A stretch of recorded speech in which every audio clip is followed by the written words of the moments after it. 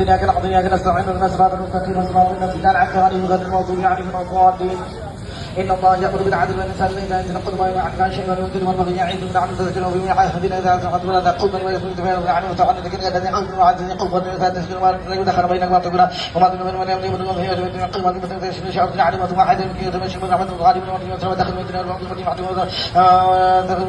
يعطي وما تأخذوا إنما من قوة ما تمتلك شعب العلم وما حد يمكن يتمشى من رحمة الغالب وما تأخذوا وما يتمشى من هذا مشان سبحانه وتعالى ولا تدخل من دخل بين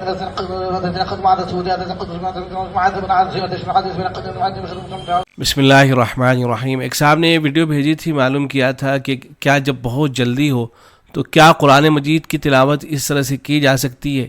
بعض مرتبہ بعض جگہوں پر قرآن مجید جلدی ختم کرانا چاہتے ہیں، پبلک خود یہ چاہتی ہے کہ جلدی سے قرآن مجید مکمل ہو، تو اس لیے ایسی جگہ کا انتخاب بھی کیا جاتا ہے کہ جہاں جلدی پڑھا جاتا ہو۔ تو کیا اس کی گنجائش ہے؟ ایسا کر سکتے ہیں؟ دیکھیں یہ جو ویڈیو ہے یہ تو بہت ہی خراب ہے۔ اس میں جو تلاوت، یہ لکھنؤ کی شاید ویڈیو بتائی جا رہی ہے، تو اس میں جو صاحب تلاوت کر رہے ہیں وہ تو اس طرح سے تلاوت کر رہے ہیں کہ کچھ بھی سمجھ میں نہیں آ رہا ہے۔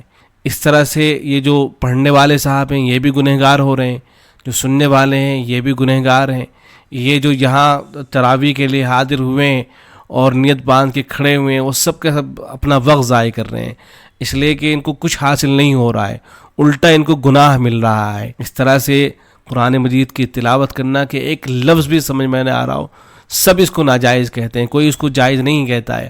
آپ کو کسی کتاب کے اندر یہ لکھا ہوا نہیں ملے گا کہ اس طرح سے تلاوت کرنا بھی جائز ہے، سب اس کو ناجائز کہتے ہیں، کہیں اس کی گنجائش نہیں دی گئی ہے۔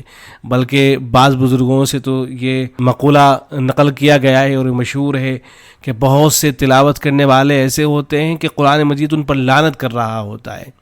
بعض رات اس جملے کو حدیث کہہ کر بیان کر دیا کرتے ہیں، حدیث تو یہ نہیں ہے، البتہ بعض بزرگوں سے یہ بات منقول ہے کہ بعض حضرات قرآن پڑھ رہے ہوتے ہیں لیکن قرآن مجید ان پر لعنت بھیج رہا ہوتا ہے۔ تو ایسے ہی لوگ ہوتے ہیں۔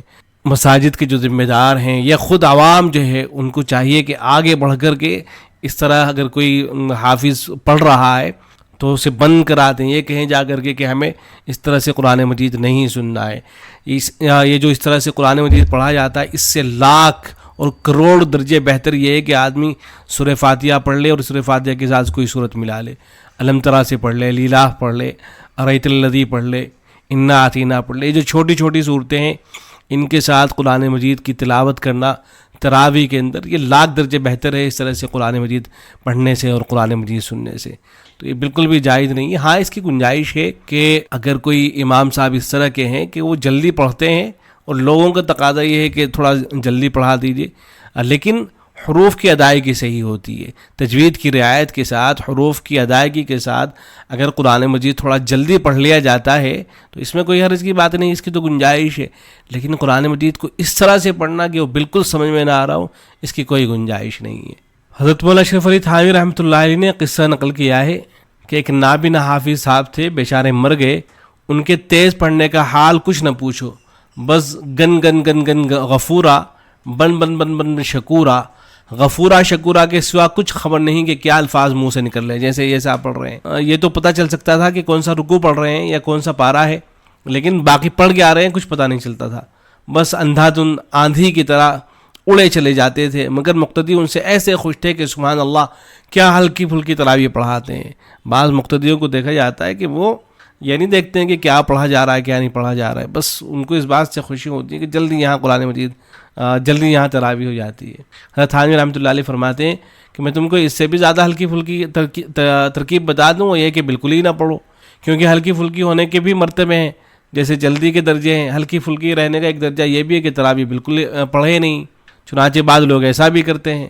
ارے خدا کے بندو، جب تراویح کا نام کیا ہے اور 1 گھنٹے کی مشقت بھی اٹھائی تو 15 منٹ کی مشقت اور صحیح، اور زیادہ وقت تو اٹھنے بیٹھنے میں لگتا ہے، اچھی طرح تجوید سے پڑھنے میں اور گھسیٹ کر جلدی جلدی پڑھنے میں بھی گھڑی لے کر آزما کر دیکھ لو، 10-15 منٹ سے زیادہ فرق نہیں لگے گا۔ پھر افسوس ہے کہ صرف 10-15 منٹ کے لیے قرآن کو بگاڑ کر پڑھا جائے اور تراویح کو خراب کیا جائے۔ پھر تراویح سے فارغ ہو کر کوئی کام بھی تو نہیں ہے، محض باتیں کرنے کے سوا کوئی کام نہیں کرتے۔ کتنے افسوس کی بات ہے کہ تراویح کو تو خراب کرو اور کھانے کو خراب نہ کرو۔ بلکہ رمضان میں تو اور مہینوں سے زیادہ لذیذ کھانے کا اہتمام کرتے ہیں کہ بھنا ہوا گوشت بھی ہو، چٹنی بھی ہو، دہی بلے بھی ہوں، پھلکیاں بھی ہوں، شربت بھی ہو وغیرہ وغیرہ. پھر شرم نہیں آتی جسمانی غذائیں تو اور دنوں سے اچھی ہوں، اور روحانی غذا کو خراب کر کے کھاؤ. سبحان اللہ، کیا اچھا فیصلہ ہے.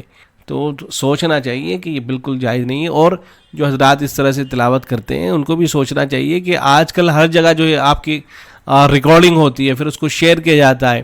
اس میں آپ کی شرمندگی، اور صرف آپ کی شرمندگی نہیں، اس سے ائمہ جو ہے ان کی بدنامی ہوتی ہے، مسلمانوں کی بھی بعض مرتبہ اس سے بدنامی ہوتی ہے، بعض مرتبہ اس سے اسلام کی بھی بدنامی ہوتی ہے کہ دیکھ لو مسلمان ایسے ہوتے ہیں. تو یہ بہت زیادہ بدنامی کا سبب بھی بنتا ہے. تو اس لیے ہرگز اس طرح سے قرآن مجید کی تلاوت نہیں کرنی چاہیے. اللہ رب العزت ایسے لوگوں کو عقل سلیم عطا کرے اور ہدایت سے سرفراز کرے.